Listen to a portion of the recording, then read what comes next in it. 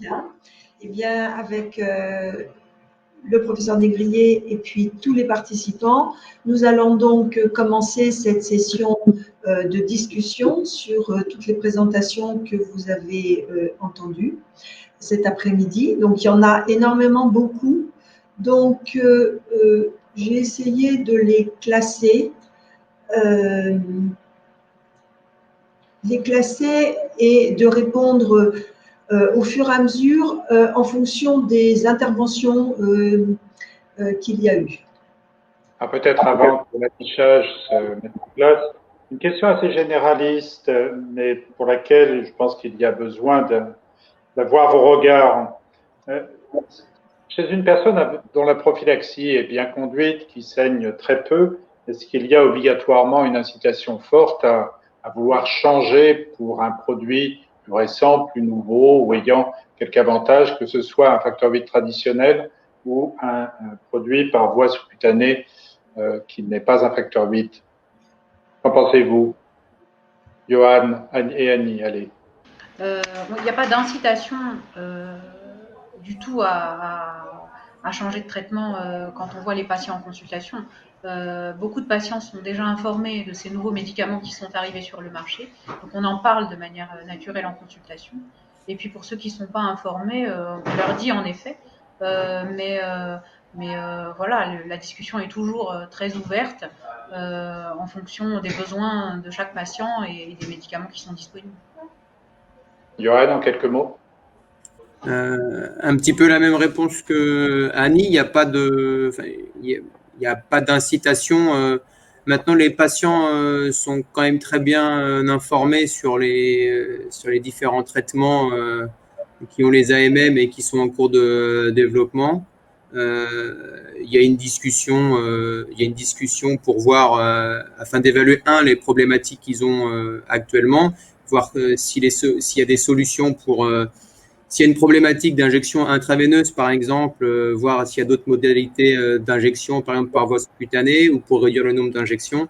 Voilà, c'est plus essayer de répondre au cas par cas, aux problématiques rencontrées par le patient. Mais un patient qui est bien équilibré, avec par exemple 2 injections intraveineuses de facteur 8 pour un hémophile A par semaine, sans problématique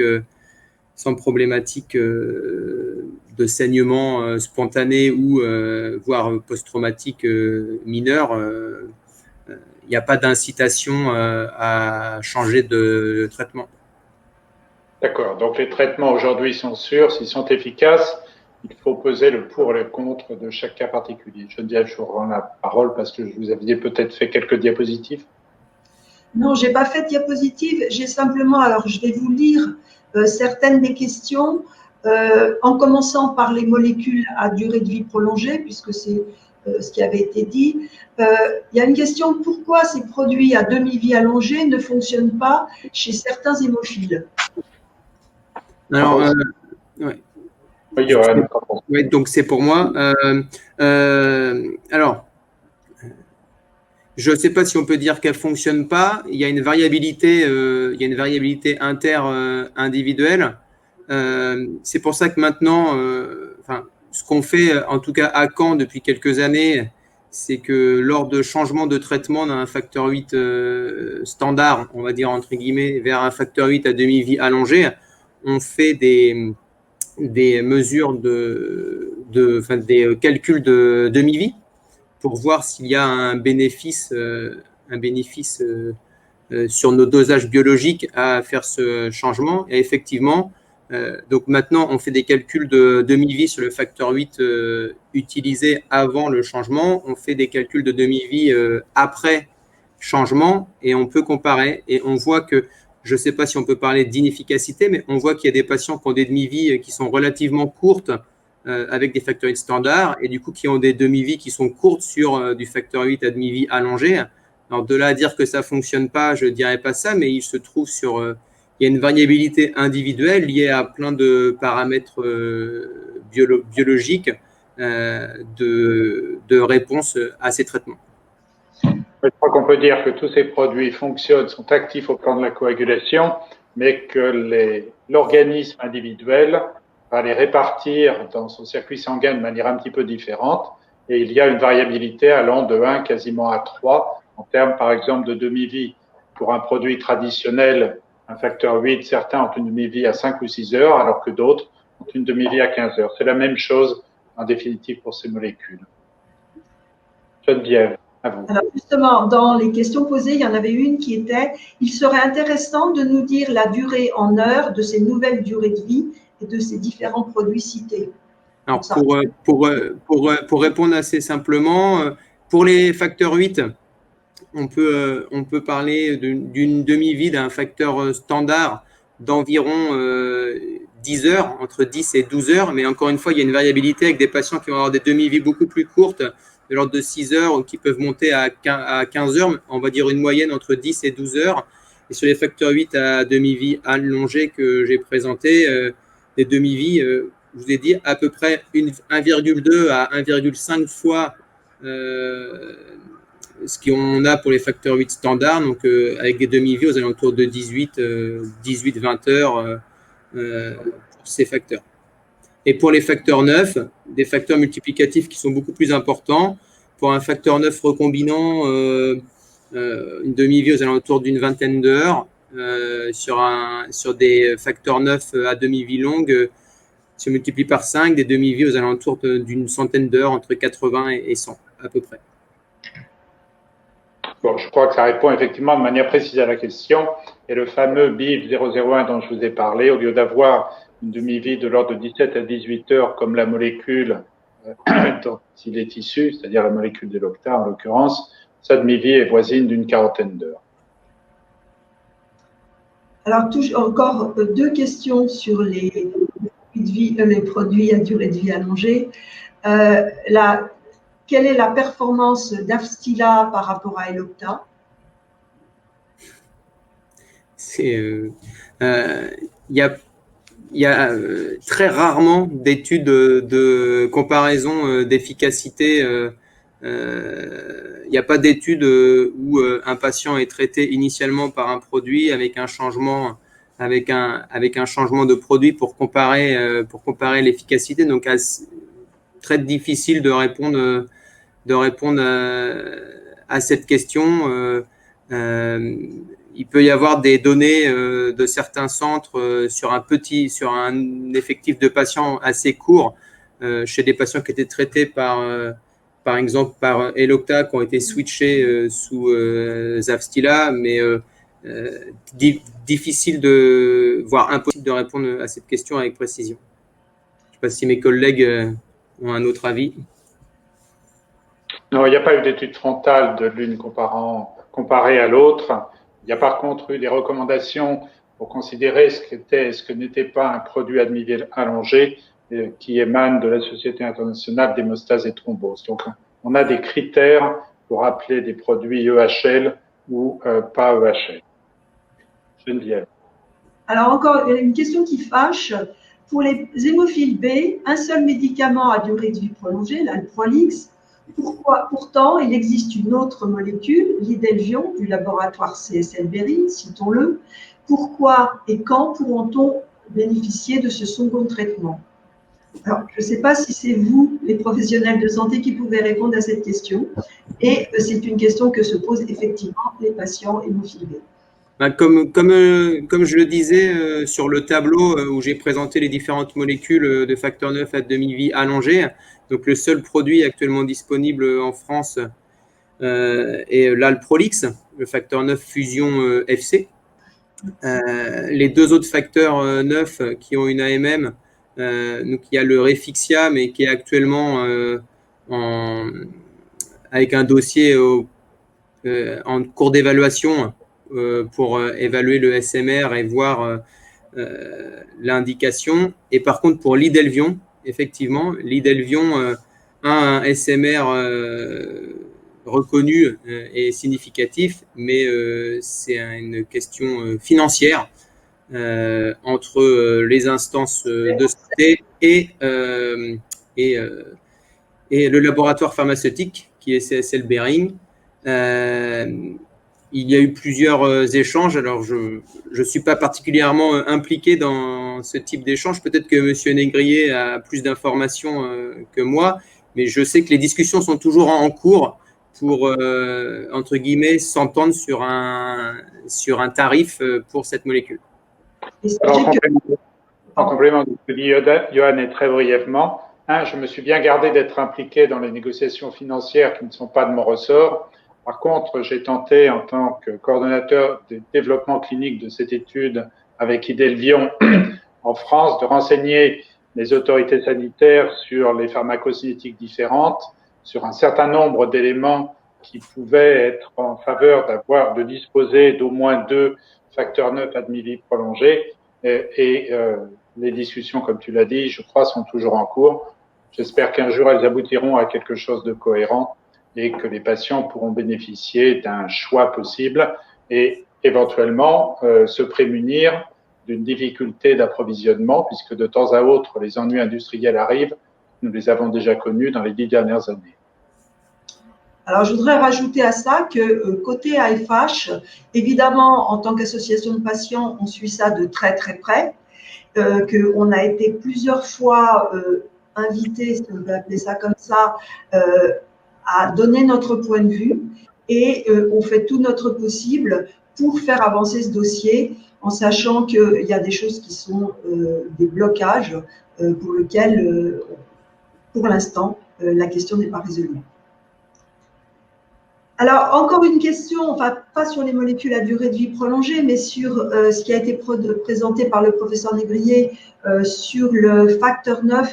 Est-ce qu'il existe du facteur 9 à injection sous-cutanée?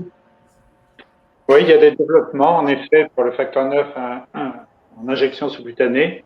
Je n'en ai pas parlé par manque de temps, mais il y a deux points qui se posent. Le premier point, c'est qu'autrefois, un patient hémophile B sévère avait développé un anticorps antifacteur 9 à l'issue d'une injection malheureuse sous-cutanée alors qu'elle aurait dû être intraveineuse. Je parle de cela il y a une bonne quinzaine d'années. Et de ce fait, il y a un regard attentif ou une crainte vis-à-vis de l'injection sous-cutanée du facteur 9. Mais néanmoins, il y a un développement en cours d'une molécule qui est en phase très précoce d'essais cliniques, qui est une molécule de facteur 9 que je qualifierais de légèrement modifiée pour la rendre plus active au plan de la coagulation. Et les premiers résultats qui ont été présentés lors de congrès montrent que cette molécule injectée par voie sous-cutanée est active. Elle est active avec des injections qui, selon le niveau que l'on veut atteindre en permanence en facteur 9, bien vont varier dans le temps. Le développement clinique est en cours et on ne peut pas en dire plus à ce stade-là. Il n'y a pas cet essai, à ma connaissance, qui soit ouvert en France. Alors, je pense qu'on va pouvoir passer aux questions sur l'Hemlibra, si personne n'a rien à ajouter sur les molécules à durée de vie prolongée. Alors, pour Hemlibra, évidemment, vous vous doutez bien que les questions sont nombreuses. Alors, il y en a une première qui rejoint un petit peu les présentations que nous ont fait le groupe qui travaille sur le programme Transform. Par exemple, les enfants ou ados ne vont-ils pas se sentir invulnérables, à tort, entre guillemets, entre parenthèses, avec ce nouveau traitement après avoir connu 1 ou 2 ou 3 injections par semaine? Alors, avant de laisser à Annie notamment la parole pour nous répondre, je crois qu'elle a dit quelque chose qui est absolument essentiel et qu'il faut absolument bien intégrer dans sa compréhension des mécanismes de ces molécules. Quand on remplace le facteur 8 ou le facteur 9 par du facteur 8 ou du facteur 9, quand on est au pic d'activité à 100%, même au-delà de 40 ou 50%, le système de coagulation est totalement normalisé et un accident de la voie publique, une chirurgie, n'entraîneront pas plus d'hémorragie que chez une personne non hémophile. À l'inverse, les médicaments, avec ce concept de rebalancer le système de coagulation, dont vous en parlez, Olivier et Laurent, ou l'Hemlibra, ne corrigent que très partiellement le phénomène de coagulation. Ce n'est qu'une correction à un certain niveau, pas facile à estimer d'ailleurs, mais très, très, très partielle. Ce n'est certainement pas une normalisation du système de coagulation. Et il faut en avoir conscience, quand on prend l'un de ces médicaments-là, certes, il est efficace parce que dans la vie courante, les accidents hémorragiques surviennent de manière très rare, mais ce n'est pas une normalisation. Annie, à toi. Absolument, c'est exactement ça. On ne normalise pas l'hémostase lorsqu'on est sous hémicizumab. Donc c'est vrai que les activités de la vie quotidienne peuvent tout à fait être réalisées sans aucun souci. Et il est tout à fait vrai qu'il ne faut pas oublier cette hémophilie en cas d'accident. Donc tout à fait, et c'est ce qu'on essaye, c'est le message qu'on essaye de faire passer en tout cas en pédiatrie aux parents et aux enfants évidemment. Je pense que tous nous essayons effectivement de faire passer ce message qui est essentiel. À tous les patients sous hémicizumab, absolument. Quel que soit l'âge, et il faut bien comprendre que ce n'est qu'une amélioration de notre régulation et non pas une normalisation. Christophe, tu veux apporter ton témoignage? Oui, je suis tout à fait d'accord avec ce qui a été dit, effectivement. Et moi, je l'ai encore dit aussi, que c'est pour traiter une hémorragie, l'hémicizumab n'est pas suffisant. Et on ne peut pas en refaire une injection complémentaire au cas où une hémorragie apparaît. Absolument. Ce n'est pas un traitement d'urgence. Absolument. C'est un traitement de la prévention au long cours, ça n'est pas le traitement d'épisode hémorragique. Alors, là, il y a une question. Avez-vous un recul en cas pour un patient atteint d'un fort anticorps qui passe avec la nouvelle molécule et qui doit subir une intervention? L'anticorps peut-il réapparaître?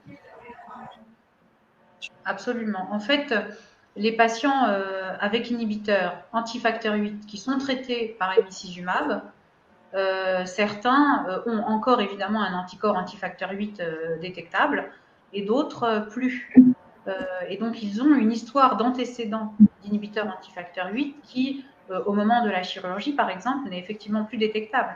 Et donc, dans ces cas-là, il est peut-être possible effectivement de traiter ces patients-là initialement par du facteur 8, mais absolument, il faut tout à fait surveiller dans les jours qui suivent, dans les premiers jours d'administration du facteur 8, le risque de réapparition de l'inhibiteur, absolument. On relance l'inhibiteur antifacteur 8 en réexposant ces patients à un traitement par facteur 8.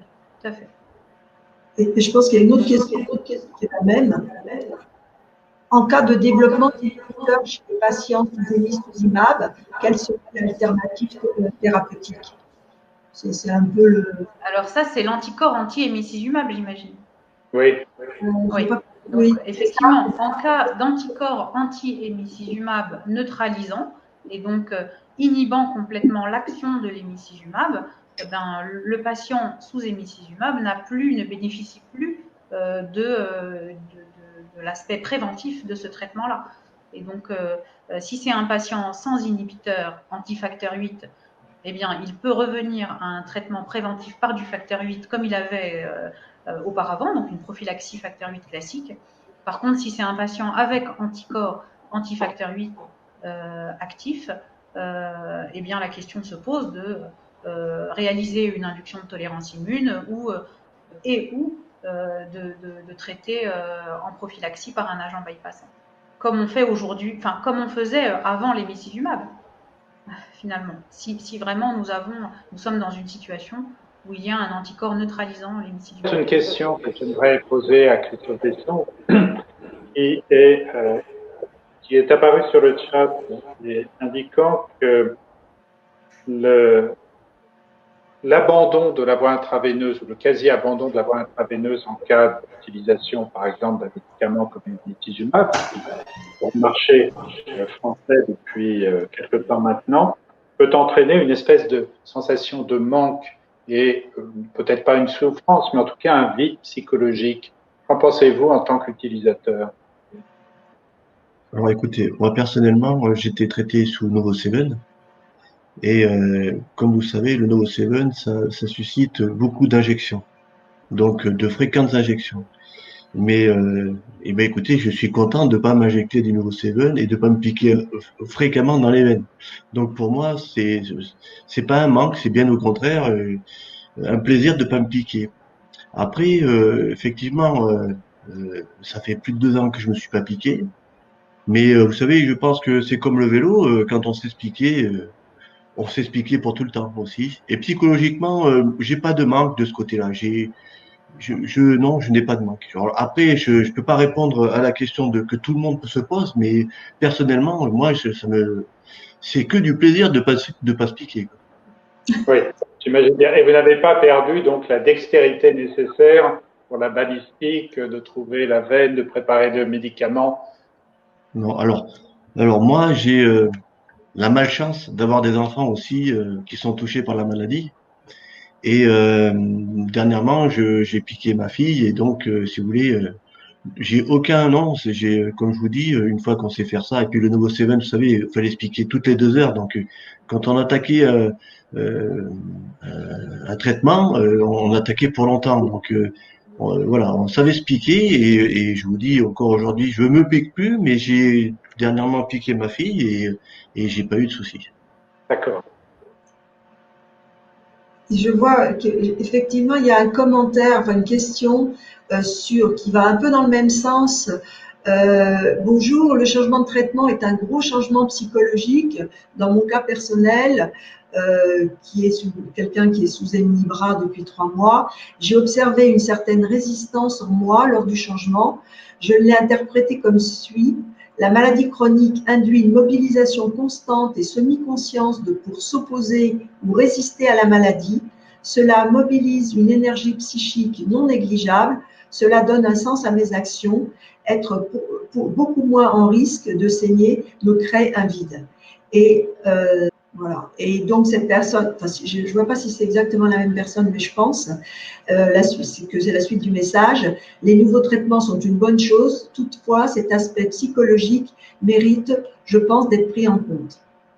Avez-vous étudié la question? Avez-vous des difficultés psychologiques particulières? Avez-vous envisagé un suivi sur ce plan dans certains cas?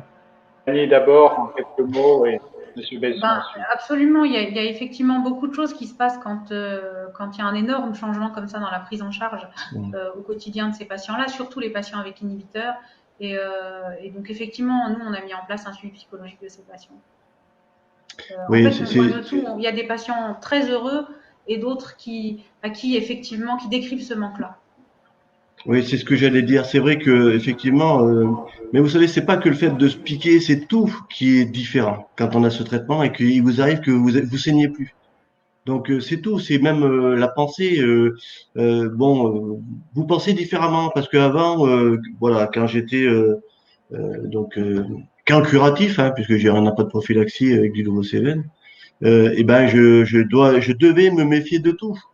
Le moindre petite flexion, la moindre petite flexion forcée, la moindre blessure, je devais surveiller. Voilà. Aujourd'hui, c'est fini tout ça. Mais effectivement, pour passer de ce cap, il faut un certain temps. Il faut un certain temps.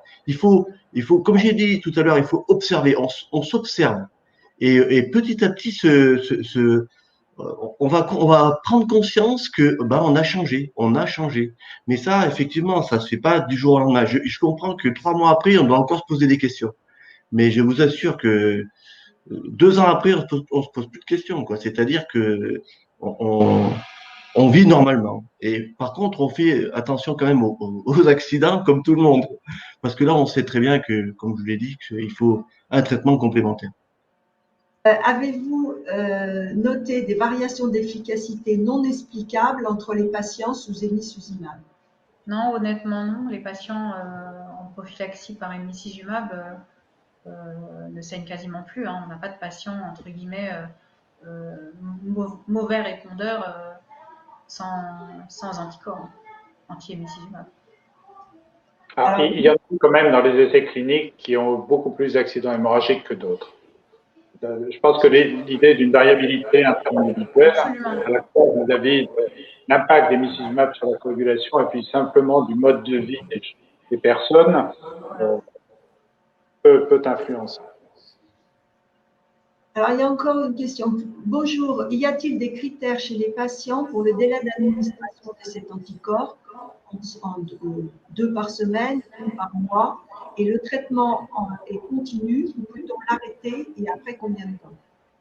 En fait, en gros, bon, au niveau de l'arrêt, enfin, de l'administration et quand on veut l'arrêter, qu'est-ce qui se passe? Si j'ai bien compris.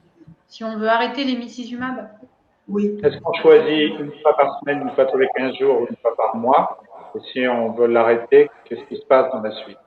alors la demi-vie de l'hémicizumab est longue, elle est d'1 mois. Et donc effectivement, après l'arrêt du traitement, l'hémicizumab reste circulant dans le plasma plusieurs mois encore. Hein. Donc la disparition entre guillemets de la molécule serait après 5 ou 6 demi-vies, hein, donc au bout de 6 mois. L'hémicizumab disparaîtrait complètement du plasma au bout de 6 mois après l'arrêt de l'hémicizumab. Quant à la fréquence d'administration, je pense qu'on la discute avec chaque patient une fois que l'on a mis en place peut-être une injection hebdomadaire dans un premier temps.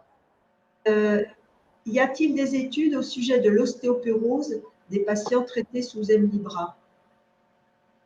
Oui, il y a un essai, je crois, nord-américain qui compare les patients en prophylaxie par hémicizumab versus des patients en prophylaxie par facteur 8. Et le critère principal de comparaison est effectivement l'état articulaire et l'état ostéoporotique, tout à fait. Donc on aura la réponse dans quelques minutes, pas pour l'instant. Bon, je pense qu'on va passer aux autres questions sur un autre thème. Simplement, il y a une suggestion, mais je pense que c'est un peu pour toi, Christophe. Il y a quelqu'un qui dit que ces sessions de TP, c'est très bien pour les gens, puisque c'est à destination des gens qui utilisent le produit. Mais est-ce qu'on ne pourrait pas inclure les futurs patients qui puissent choisir encore avec plus de connaissances? Alors écoutez, moi je suis que le patient ressource de l'AFH, mais je sais pas, effectivement, ces traitements, enfin ce programme, il est destiné justement à tous ces nouveaux traitements qui vont arriver et tous ces gens qui vont se poser des questions, hein, comme on l'a dit. Donc oui. Après, avec l'enrichissement de toutes les connaissances de tous ces patients, on pourra éventuellement apporter encore plus de réponses à toutes ces questions. Alors, je pense qu'on va passer à la suite. J'ai juste une question d'ordre un petit peu général, où je pense que tout le monde pourrait répondre. Est-ce que c'est possible d'avoir des taux de facteur 8 tout à fait corrects? Je pense que ça marche aussi pour le facteur 9 d'ailleurs, et malgré tout, en clinique, des douleurs articulaires chroniques? Je pense que Dr Frenzel, c'est votre spécialité. Mais je pense que tout le monde peut répondre. Oui, je pense que tout le monde peut répondre et je pense qu'on est à peu près tous d'accord là-dessus. Hein. Quand on a des douleurs, c'est pas forcément lié à des saignements. C'est ça qui est important. On peut effectivement avoir des taux de facteur 8 à un moment donné quasi normal ou en tout cas subnormal, ne pas avoir des saignements, mais pour autant avoir quand même des douleurs articulaires. Les douleurs articulaires, ça peut être lié à de l'inflammation, ça peut aussi être lié à de la dégradation, c'est-à-dire l'articulation qui est abîmée et on a des douleurs qu'on appelle mécaniques. Hein, donc c'est pas automatiquement lié en tout cas à des saignements. Donc on peut effectivement imaginer avoir un taux de coagulation, en tout cas une coagulation normale. Et pour autant, effectivement, avoir des douleurs articulaires, tout dépend effectivement de l'état articulaire avant, qu'est-ce qui s'est passé avant, le nombre d'hémarthroses. Donc ça, c'est important, c'est des éléments importants à prendre en compte. Oui, et puis je pense que aussi, ça dépend de chaque personne. Moi, j'ai discuté avec des personnes qui sont sous traitement sous simicizumab et certaines ont encore et ont des douleurs articulaires et d'autres comme moi. Je n'ai plus de douleur. C'est-à-dire que toutes ces inflammations que j'avais avant, ces échauffements, etc., je ne les ai plus. Mes articulations sont sèches et je n'ai plus du tout de sensation d'inflammation. Et c'est ce qui me fait penser que ces inflammations voulaient dire que j'avais des micro-saignements. Je saignais constamment. Voilà. Aujourd'hui, je n'ai plus ça du tout. Oui, mais vous n'êtes pas le seul en fait. Hein. Donc, le début du traitement, c'est effectivement les personnes qui ont pu bénéficier de l'hémicizumab décrivent souvent la même chose. Hein. Mais pour revenir un peu, ce qu'effectivement a tout à fait raison Claude Négrier sur effectivement l'hétérogénéité. probablement qu'il y a des patients qui répondent peut-être un tout petit peu moins bien. On le voyait effectivement dans les essais cliniques. On peut également le voir en clinique. Chacun est un peu différent et va répondre de manière différente au traitement. Mais oui, mais en général, c'est vrai que vous n'êtes pas le seul. Donc, à partir du moment au début de l'emicizumab, en fait, donc plus de douleur parce que probablement qu'il n'y a plus d'inflammation, il n'y a plus de microsaignements qui entretenaient en tout cas ces inflammations au niveau articulaire. Absolument. Peut-être Olivier Christophe pourrait nous donner le point de vue du chercheur et un résumé des travaux très intéressants qui ont été conduits à l'hôpital Bicêtre sur ce sujet. Emicizumab, quoi correspond à peu près le niveau chez la souris, chez l'homme? Oui, c'est vrai, c'est quelque chose qui nous intéresse, et d'ailleurs pas uniquement pour l'emicizumab, pour aussi les molécules comme le fitusiran ou le concizumab. En fait, ce qu'on a fait, c'est qu'on a essayé de développer un modèle animal pour essayer d'avoir une approche un peu alternative pour établir une équivalence de facteur 8 pour justement ces thérapies qui n'utilisent pas du facteur 8. Et on a pensé que le modèle animal était intéressant parce qu'il permettait d'avoir une réponse un peu plus naturelle et impartiale quand on, par exemple, on soumettait l'animal à une blessure. Alors c'est intéressant, bien sûr, mais il y a des limites. Et il faut quand même qu'on garde à l'esprit que ces modèles animaux sont intrinsèquement limités par les différentes espèces qu'il peut y avoir, ce qui pourrait effectivement influencer la réactivité de ces agents. Néanmoins, si on considère les modèles animaux actuellement disponibles, donc nous au laboratoire, on va dire un peu humanisé des souris, parce qu'au départ, par exemple pour les MIBRA, puisque c'est un anticorps qui reconnaît des molécules humaines, donc il a fallu introduire dans ces souris des molécules humaines, et là on parle de souris transgéniques dont vous avez parlé avec un déficit en facteur 8. Si on prend ce modèle de souris, si on prend un modèle qui a été aussi développé à partir du chimpanzé, où on a induit un déficit en facteur 8 en immunisant le chimpanzé avec du facteur 8, et donc il a développé des anticorps, et donc c'est plus une hémophilie acquise, on va dire. Et l'ENIBRA, par contre, reconnaît les molécules de facteur 9 et de facteur 10 de chimpanzé. Si on compare ces deux modèles et qu'on essaye de regarder, quand on soumet ces deux modèles, donc chimpanzé et souris, à une blessure, et qu'on regarde le type de saignement qu'on obtient pour une dose thérapeutique d'ENIBRA, et qu'on utilise en parallèle des taux de facteur 8, une espèce de gamme de facteur 8, on voit qu'à peu près l'ENIBRA correspondrait à une équivalence facteur 8 de l'ordre de 10 à 20%. Ce qui veut dire qu'effectivement, 10-20%, on a quand même une équivalence facteur 8 qui est raisonnable et qui peut expliquer pourquoi les individus sont protégés dans leur vie quotidienne. Par contre, effectivement, c'est des taux de facteur 8 qui sont pas suffisants pour protéger en cas d'une opération ou effectivement lors d'un accident. En ce qui concerne le fitusiran, par exemple, et le concizumab dont j'ai parlé, il y a également des modèles animaux sur lesquels ces molécules ont été testées, bien sûr, puisque avant de passer chez l'homme, souvent il y a des tests précliniques qui sont faits chez l'animal. Là, malheureusement, je vais dire dans ces études qui ont été faites, donc là c'était avec des lapins et des souris également. Malheureusement, il n'y avait pas en parallèle une calibration qui avait été faite avec des doses de facteur 8.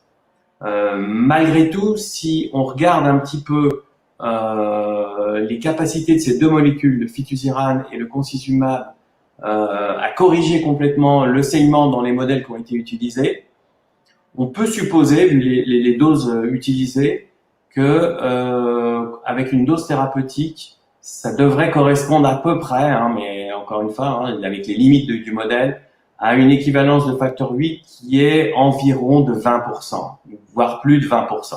Donc encore une fois, ça veut dire que ces molécules, et c'est ce qu'on observe ensuite dans les essais cliniques, ça peut expliquer pourquoi les patients n'ont absolument plus de saignement au cours d'une année d'observation, par exemple. Voilà ce qu'on peut dire à partir des modèles d'animaux, mais il reste beaucoup à faire. Ça nous intéresse beaucoup parce qu'on aimerait effectivement tester toutes ces molécules dans le modèle qu'on a développé. On a utilisé un modèle avec un type de saignement, mais un type de blessure, mais il faudrait essayer différents types de blessures pour voir, suivant où on se trouve dans l'arc vasculaire et le type de blessure qu'on induit, comment ça se passe et comment ça se compare avec le facteur 8. Voilà ce que je peux dire l'état de la recherche. Mais, merci Olivier. Ces études, une fois de plus, précliniques sont particulièrement intéressantes.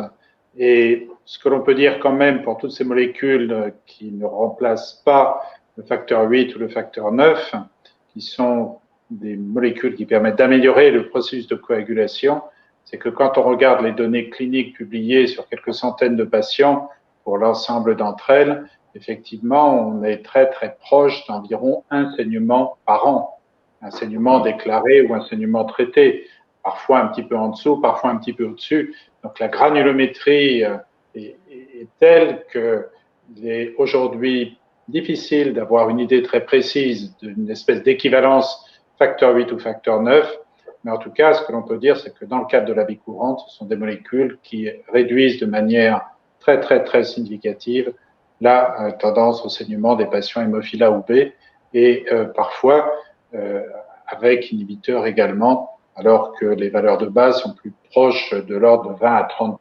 saignements par an quand les gens sont traités à la demande. Je dis, avez-vous encore quelques questions? Je crois qu'on a jusqu'à 17h45, c'est ça? Oui, on en a encore quelques-unes.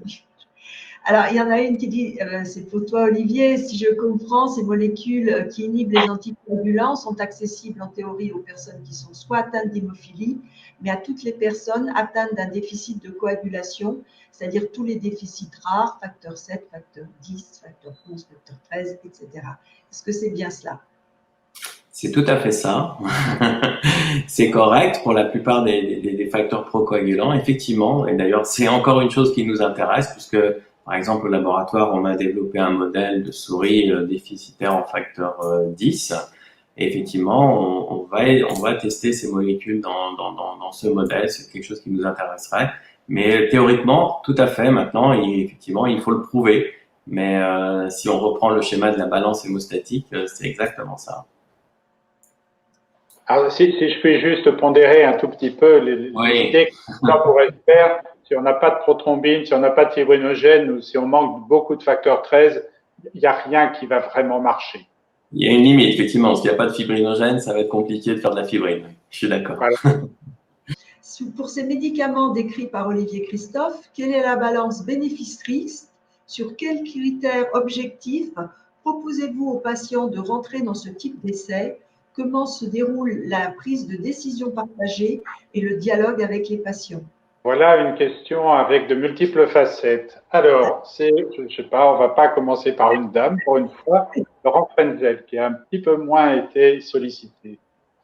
Oui, alors, très bonne question donc, sur ce type d'essai clinique, mais c'est vrai pour tous les essais cliniques, globalement, la balance bénéfice-risque, bon, quand même partie du principe que en tant que clinicien, on veut du bien quand même, je veux dire. Donc voilà. Donc avant tout, si on estime en tout cas que vous puissiez participer à un essai clinique, c'est qu'il y a évidemment un avantage évident pour la molécule par rapport au risque. Mais ça, c'est vrai pour tout, que ça soit effectivement pour l'hémicizumab quand il était encore effectivement en essai, dans les différents essais AVEN, c'est vrai pour le fétucirant, pour les anti-TFPI, c'est aussi vrai pour la thérapie génique. Donc évidemment, la balance bénéfice-risque, elle est effectivement à l'avantage du bénéfice, quoi qu'il en soit. Après, sur les critères effectivement de choix, d'inclusion, comment on discute, mais ça, c'est effectivement lors des consultations donc qu'on a avec nos patients, qu'on discute effectivement des différentes possibilités, des différents traitements, de ce que pourrait apporter dans un cas, effectivement, pour le patient, ce type de traitement, qu'il soit protocolaire ou pas protocolaire, s'il peut être intégré, bien sûr, dans les essais cliniques, parce que, comme vous savez, donc, pour participer à des essais cliniques, il y a des critères, ce qu'on appelle d'inclusion, des critères d'exclusion, et ça, on regarde, bien sûr, de manière, effectivement, très vigoureusement, donc, pour être sûr que puissiez participer à cet essai.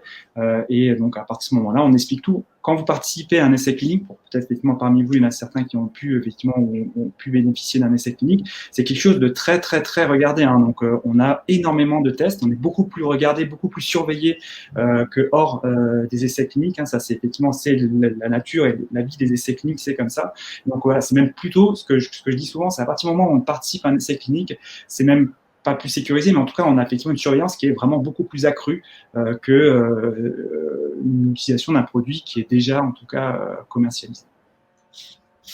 Alors, parole au pédiatre maintenant. Non, tout à fait. On est très observant des critères d'inclusion et d'exclusion, et puis la discussion est tout à fait ouverte en consultation avec les patients auxquels on propose ces essais. Johan, tu veux dire quelques mots en plus? Non, je suis complètement d'accord avec ce que dit Laurent et Annie. Effectivement, c'est une discussion qu'on a. Effectivement, ça penche toujours du côté bénéfice sur la balance bénéfice. Voilà, c'est une discussion avec les patients. Il y a des critères d'inclusion. Les études sont très encadrées. Voilà, donc les mêmes réponses que Oui, Laurent je crois que pour finaliser cette réponse, quand une molécule arrive en essai clinique chez l'homme, elle a suivi de multiples tests, d'abord au laboratoire, dans des systèmes un petit peu artificiels, mais qui montrent qu'elle est active et qu'a priori, elle ne présente pas d'anomalie particulière par rapport à ce que l'on attend. De multiples animaux allant de la souris jusqu'aux primates non humains ont été réalisés avec un profil de toxicologie, le risque d'effet secondaire qui est minime ou totalement absent.